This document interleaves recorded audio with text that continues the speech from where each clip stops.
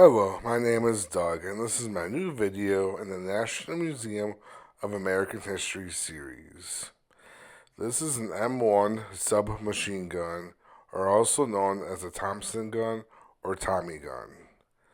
They were made from 1921 to 1945. This was a signature gun used by criminals in the Prohibition era. This gun was also used during World War II by Allied troops.